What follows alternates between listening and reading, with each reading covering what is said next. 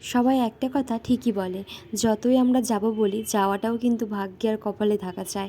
আর যদি ঈশ্বর না টানেন আমরা কখনোই কোনো তীর্থস্থানে যেতে পারি না। আমাদের বাড়ি থেকে নৈহাটি খুব একটা দূরে নয়, কিন্তু তাও আমাদের প্রত্যেক শনি মঙ্গলবার ঠিক করেও যাওয়া হচ্ছিল না। কিন্তু আমরা এই শনিবারে বড়মার মন্দিরে পুজো দেওয়ার উদ্দেশ্যে চলেই গিয়েছিলাম।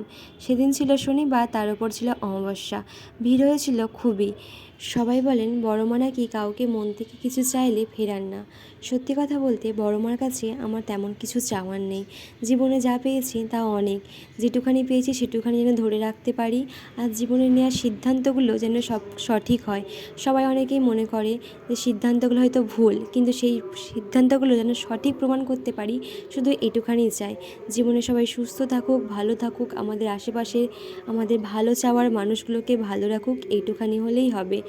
যত আস্তে আস্তে লাইন এগাচ্ছিল একটু একটু করে কখন বড়মার দর্শন পাবো এই আশা নিয়েই এগিয়ে যাচ্ছিলাম। কিন্তু এতক্ষণ লাইনে দাঁড়িয়ে থাকার পরে যখন বড়মার কাছে গেলাম, কোথায় যে এতক্ষণ দাঁড়ানোর ক্লান্তি ভার মন থেকে যে চলে গেল বুঝতেই পারলাম না। ঘণ্টাখানেক লাইনে দাঁড়ার পর অবশেষে মায়ের দর্শন পেলাম।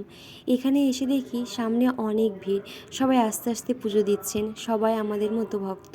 সবাই মাকে মন থেকে ডাকছেন। এত এত মানুষের ভিড়, সবাই কিন্তু একটা ভক্তি, বিশ্বাস, মায়ের প্রতি ভালোবাসা সব নিয়ে ছুটে এসেছেন, যেখানে সমস্ত মানুষের আত্মা এক হয়ে যায়। সবাইকে ভালো রেখো মা, সুস্থ রেখো।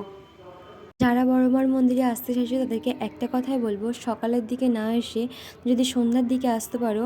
যাদের দূরে ঘর অবশ্যই সেটা সম্ভব নয়, কিন্তু সন্ধ্যার দিকে এলে অনেকটাই ভিড়টা কম হয়। যদিও আমি কখনো সকালে পুজো দিতে আসিনি, কিন্তু অনেকের মুখ থেকেই শোনা যে সন্ধ্যের দিকে এলে নাকি ভিড়টা অনেকটা কম হয়।